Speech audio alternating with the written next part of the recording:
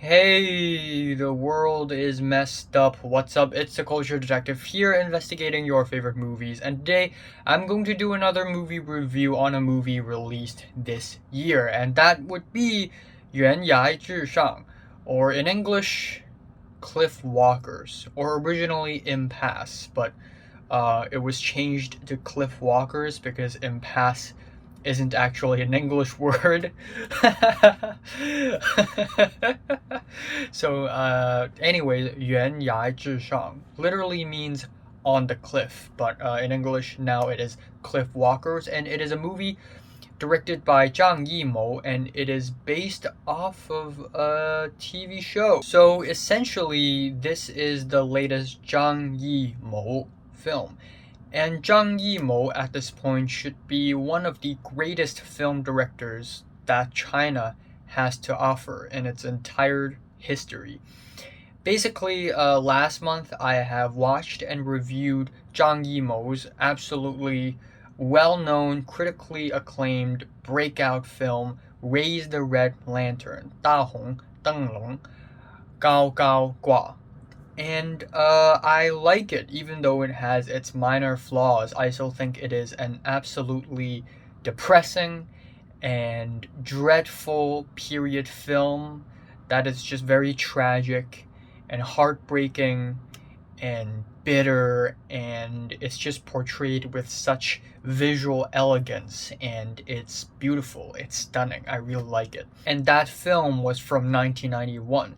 3 years later, Zhang Yimou would go on to make To Live, a film that is also set in the past, a period film about the Cultural Revolution times. Not exactly about the Cultural Revolution itself, but about living during the times of Cultural Revolution, which is a film that I've yet to watch, but I really, really want to watch.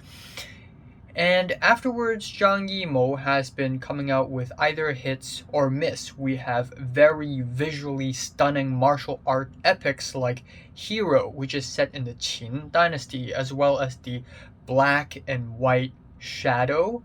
And he also directed a couple of Olympic opening ceremonies, including the Athens one and the Beijing one, I think. However, Zhang Yimou had also made a few commercial films that are very disappointing and basically cash grabs, like The Great Wall featuring Matt Damon, a perfectly good premise ruined by its commercial features. Also, The Flowers of War, which is a film about the rape of Nanjing, one of the heaviest topics and darkest moments in the history of recent China. And turns out the main actor for the film is Christian Bale, who is, by the way, a great actor. It's just that The Flowers of War is simply a cash grab. It isn't something that Zhang Yimou would actually be passionate about filming, and the only thing that made this film a Zhang Yimou film is the fact that this is a period film, and Zhang Yimou loves his period films, which leads to 2019's 1 Second, 1秒钟. And 1 Second is another film about a filmmaker during the times of Cultural Revolution, when the Chinese government used incredibly immoral and brutal ways to crack down on any authors and journalists who are deemed anti-communist and anti-socialist, as well as everyone who has criticized the government, all tortured and killed. It is easily the darkest and the deadliest moment in the entire history of China, and also one of the worst things to happen in the entire history of mankind, I'm telling you. And of course, the Chinese government wants to hide that. That is why when 1 Second was about to premiere, China pulled it. They pulled it. And when it was about to premiere in Venice Film Festival, they pulled it. When it was about to premiere in China, the government again canceled the film due to technical difficulties, when in fact it is politically motivated. So in order to reverse that, Zhang Yimou had to scrub the government's shoes and kiss their asses by making a pro-communist film, and that leads us to 悬崖之上, Cliff Walkers. And let's be honest here. In concept, a spy film that takes place in northeast China in the 1930s sound really freaking cool. I'm immediately interested by that idea. But idea is one thing and execution is another thing. Essentially, the story is about 8 communist spies infiltrating Japanese-controlled Manchukuo, the puppet state, puppeted by Japan during the 1930s before World War II. They infiltrated the Manchukuo state and basically tried to save and rescue a person who is communist and who is exposed, and they just want to rescue him because he has important information. And that's basically the mission. And it's really friggin' complicated because we have the communist spies, and then we have the Manchukuo spies inside the communist spies, and inside the Manchukuo spies there's another communist spy. So it's like a spy within a group of spies within a group of spies within a group of spies. There is a lot of double crossing, a lot of betrayal, a lot of paranoia, a lot of suspicion, a lot of imposter, a lot of sussing, and that's basically the movie. So first of all, the film looks great. They actually rebuilt the entire old town of Harbin, which is a town in which is a city, which I think is the capital city of Jilin or Heilongjiang or something. But anyways, they rebuilt the entire old town of Harbin, and it looks beautiful. There's a lot of snowing, so that's cool. There's a lot of heavy uses of black and white, like in Shadow, except this film doesn't really commit to that pure black and white color palette like Shadow did, but it still looks fantastic. The lighting, the composition, the colors, it looks amazing. And again, I love the concept of this film. I think even though it has a very heavy communist propaganda bullshit, especially by the end of the film, we have a title card saying, "For all the heroes who had died in the revolution," or "For all of the heroes of the revolution," which is absolute bullshit, makes my eyes roll. But there are some legit flaws in this movie that actually disappointed me a lot. First of all, it's too convoluted. It's too complicated.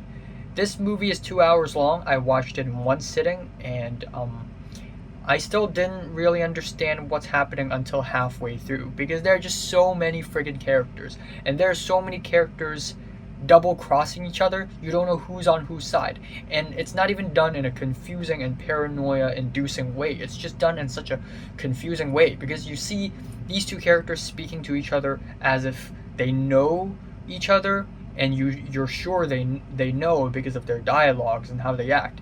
But then at the same time, you're like, wait, so are they communists or are they Manchukuo? What's actually going on?